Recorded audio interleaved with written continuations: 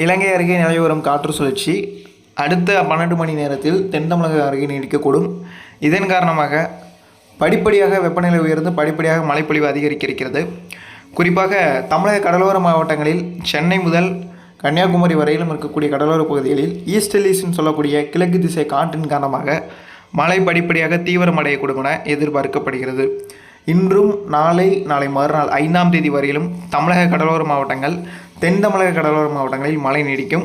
தென் தமிழகம் தென் உள் மாவட்ட பகுதிகளில் ஓரிரு இடங்களில் கனமழையும் சில இடங்களில் மிக கனமழைக்கும் வாய்ப்புகள் இருக்கிறது. மதியம் முதல் பரவலாகவே கனமழை பெய்ய வாய்ப்பு இருக்கிறது. தென் மாவட்டங்களில் முதல் மிக கனமழைக்கான வாய்ப்புகள் உள்ளது. மேலும் வரக்கூடிய நம்மளுக்கு 5ஆம் தேதி வாக்கில் தென்கிழக்கு வங்கக்கடல் மற்றும் மத்திய கிழக்கு வங்கக்கடல் பகுதியில் குறைந்த காற்றழுத்த தாழ்வு பகுதி உருவாகக்கூடும். இது படிப்படியாக தீவிரமடைந்து தமிழக கடற்கரை அருகே வரக்கூடிய நாட்களில் வந்து 8ஆம் தேதி முதல் 10ஆம் தேதி அல்லது 11ஆம் தேதிக்குள் வந்து நிலவக்கூடும் என எதிர்பார்க்கப்படுகிறது.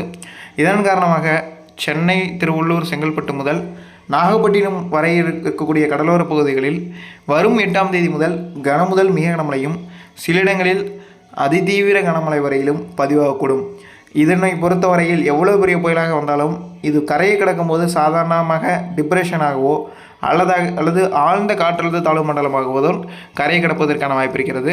தீவிர புயலாகவோ அல்லது புயலாகவோ கரையை கடப்பதற்கான வாய்ப்புகள் இப்போதைக்கு இல்லை. மேலும் இதோடைய உருவாக்கம் மற்றும் இதோடைய நகர்வுகள் அடுத்தடுத்து வரக்கூடிய மணி நேரங்களில் தொடர்ந்து கண்காணிக்கப்பட்டு கொண்டிருக்கிறது என்பதையும் நான் தெளிவாக குறிப்பிட்டுக் கொள்கிறோம். இந்த காற்றழுத்த தாழ்வு மண்டலம் புயலாக மாறினால் இதற்கு மேண்டஸ் எனப்படக்கூடிய அதிகாரப்பூர்வ பெயர் இந்திய வானிலை ஆய்வு மையத்தால் இடப்படும் என்பதையும் தெரிவித்துக் கொள்கிறோம். இதுவரையிலும் தொடர்ந்து நம்ம சேனலோடு இணைந்து கேட்டுக்கொண்டிருப்பவர்கள் சப்ஸ்கிரைப் செய்து கொள்ளுங்கள். சப்ஸ்கிரைப் செய்த பிறகு ஆல் என்கின்ற பெல் பட்டனை தொட்டு சப்ஸ்கிரைபாக மாற்றிக்கொள்ளுங்கள். அதே போல் வரக்கூடிய நம்மளுக்கு டிசம்பர் 10ஆம் தேதி வாக்கில் சுமத்ரா மற்றும் அதனை விட்டிருக்கக்கூடிய தென்கிழக்கு வங்கக்கடல் பகுதியில் புதிய காற்றழுத்த தாழ்வு பகுதி உருவாகிறது. இது தென் தமிழகத்தை நோக்கி வரும் 11, 12, 13, 14, 15, 16 தேதிகளில் நகர்ந்து தென் தமிழகம் தென் உள் மாவட்ட பகுதிகளில் கனமழையும் சில இடங்களில் மிக கனமழை வரையிலும் ஏற்படுத்தும் போல் தெரிகிறது. அதை இப்போதைக்கு உறுதி செய்யப்படாத நிகழ்வாக 10ஆம் தேதிக்கு மேலே உறுதி செய்யப்படாத நிகழ்வாக பார்க்கப்படுது. 10ஆம் தேதிக்குள்ளே ஒரு புயல் எதிர்பார்க்கப்படுது. அது ஓரளவுக்கு உறுதியாகவே தெரிகிறது. இப்போது உருவாகி விட்டது அந்தமான் அருகே நீடித்து கொண்டிருக்கிறது. இது அடுத்த 24 மணி நேரத்தில் தமிழகத்தை நோக்கி நகரும். அடுத்ததாக வரக்கூடியது பார்த்திங்கன்னா அதுவும் தமிழகத்தை நோக்கி தான் வரும். அதோடைய தீவிரத்தை பொறுத்து அதோடைய நகர்வுகள் இருக்கும். அது தீவிரத்தை பொறுத்துன்னா இப்போ சுமத்ரா அருகே உருவாயிடுச்சுன்னா அப்படின்னா அது அங்கேயே ஒரு ஆழ்ந்த காற்றழுத்த தாழ்வு பகுதி அப்படின்னா தமிழகம் இலங்கை கிட்ட வரும்போது அது தீவிர காற்றழுத்த தாழ்வு பகுதியாகவோ அல்லது செயலிழந்த தாழ்வு பகுதியாகவோ வரும்போது அதிகப்படியான மழையை தென் மாவட்டங்களுக்கும் தென் உள் பகுதிகளுக்கும் கொடுக்கும் என்பதில் எந்த ஒரு சந்தேகமும் இல்லை. அதில் எந்த ஒரு மாற்றமும் இல்லை. ஆனால் அதை உறுதி செய்வதற்கு இன்னும் கொஞ்சம் நாட்கள் தேவைப்படுகிறது.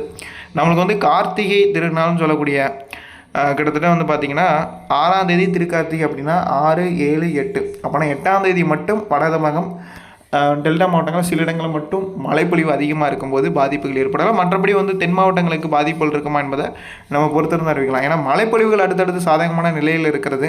ஆனால் அதோடைய நகர்வுகள் அந்த புயலுடைய நகர்வுகளை பொறுத்து நம்ம கண்காணிக்கலாம். அந்த புயலை பொறுத்த வரைக்கும் எப்படி வந்தாலும் தீவிரமாக வந்தாலும் தீவிரம் குறைந்து தான் கரையை கடக்க போகிறதுல எந்த ஒரு சந்தேகம் இல்லை.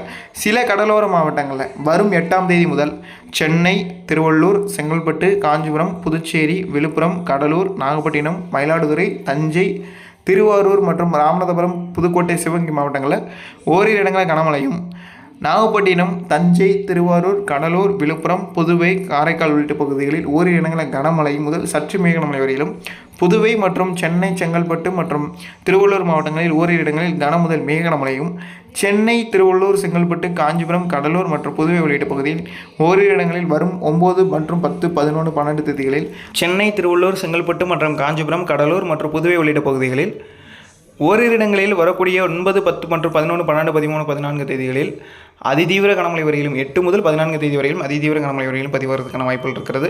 தமிழகத்தில் பரவலாக மழைப்பொழிவு நீடிக்கும். அதில் எந்த ஒரு சந்தேகமும் இல்லை. இன்றிலிருந்தே படிப்படியாக தீவிரமழை தொடங்கிவிட்டது. பல்வேறு கடலோர மாவட்டங்களில் மழை என்பது வெளுத்து வாங்க தொடங்கிவிட்டது. பெய்யக்கூடிய இடங்கள் எல்லாமே கனமழையாக தான் பதிவாக கொண்டிருக்கிறதை தவிர்த்து லேசான மலைகளோ சாரல் மலைகளோ பதிவாகிறது. ஆனால் அடுத்த கனமழை வந்து கொடுக்கிறது. அந்த அளவுக்கு இருக்கிறது.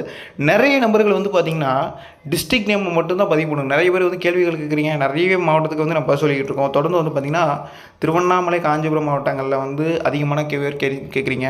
சென்னை, திருவள்ளூர், செங்கல்பட்டுலேருந்து அதிகமான கேள்விகள் வருகிறது. நாகப்பட்டினம், தஞ்சை, திருவாரூர், மயிலாடுதுறை மாவட்டங்களில் அதிகமான கேள்விகள் வருகிறது. அப்படின்னா நீங்கள் அந்த டிஸ்ட்ரிக்ட் நேம்ஸ் மட்டும் பயன்படுத்தினா போதும். திருவண்ணாமலை மற்றும் கடலூர் மாவட்டங்களில் நம்ம 9ஆம் தேதியிலேருந்து 8ஆம் தேதியிலேருந்து கனமழை எதிர்பார்க்குறோம்.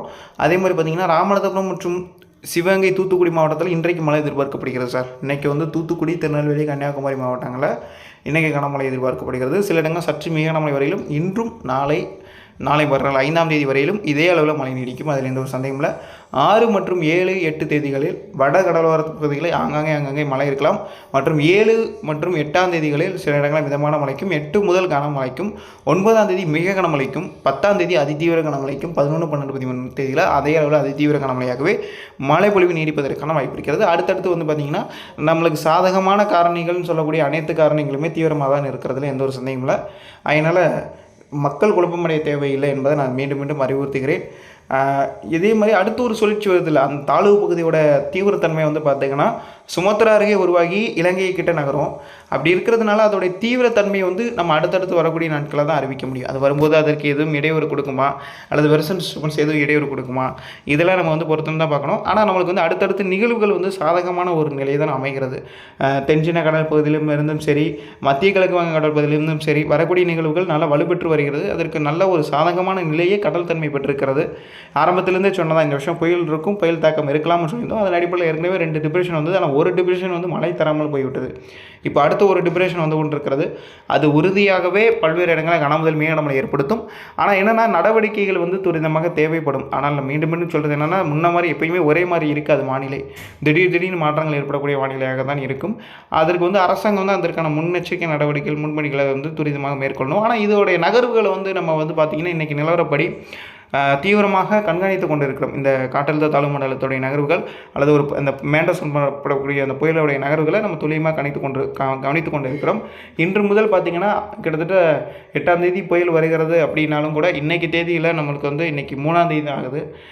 இன்னிலேருந்து பார்த்திங்கன்னா +2, அதுக்கப்புறம் வந்து ஒரு 3 நாட்கள், கிட்டத்தட்ட 5 நாட்கள் தான் இருக்கிறது. எப்படி பார்த்தாலும் ஒரு புயலை 5 நாட்களுக்கு முன்னாடி உறுதியாகவே சொல்ல முடியும். அதில் எந்த ஒரு சந்தேகம் இல்லை. ஆனால் 5 நாட்களுக்கு முன்னாடி சொல்லக்கூடிய அப்டேட்ஸும் இப்போ மாறுகிறது. உலக வானிலை ஆய்வு முடிவுகளின் அடிப்படையில் மாறிக்கொண்டே இருக்கும். 5 நாட்கள் தான் இன்னும் அந்த புயலுக்கு காலவசமே இருக்கிறது. இன்றைக்கும் நாளைக்கும் தென் தமிழகம் மற்றும் அடுத்த 3 தினங்களுக்கு, இன்றையிலிருந்து 3 மற்றும் 4, 5 இன்றிலிருந்து அடுத்த 3 தினங்களுக்கு தென் மாவட்டங்களில் மழைப்பொழிவு நீடிக்கும். கனமுதல் மிக கனமழைக்கான வாய்ப்புகள் இருக்கிறது. ஆனால் 7 மற்றும் 8 தேதிகளில் சில இடங்களில் மழை இருக்கும். 8ஆம் தேதிகளில் கனமழை வருது. ஆமாம், ஒரு நாள் தான் இடைவெளி வந்து ஒரே ஒரு நாள் தான் விடும். அதுக்கப்புறம் 8ஆம் தேதி மீண்டும் கனமழை தொடங்குகிறது. 8 மற்றும் 9 தேதிகளில் அந்த மழைப்பொழிவு இருக்கிறது.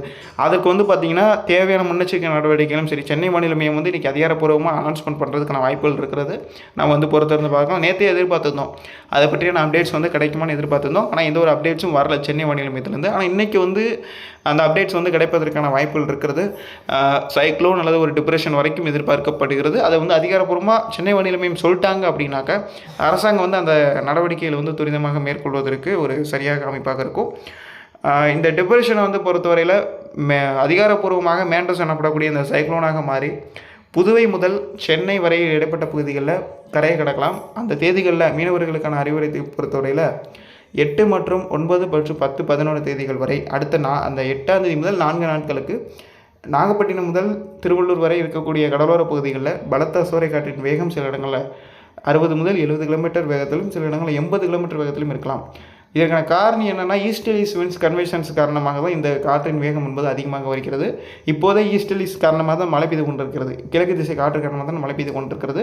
இந்த ஈஸ்டர்லீஸ் விண்ட்ஸ் கன்வென்ஷன்ஸ் வந்து பார்த்திங்கன்னா இந்த சைக்ளோன் நம்மளை நெருங்கி வரும்போது ஈஸ்டர்லீஸ் வந்து வேகம் வந்து இன்னும் அதிகரிக்கும். அதனால் மீனவர்களை பொறுத்தவரையில் அடுத்த 5 நாட்களுக்கு மீன்பிடிக்க செல்லலாம். அதற்கு பிறகு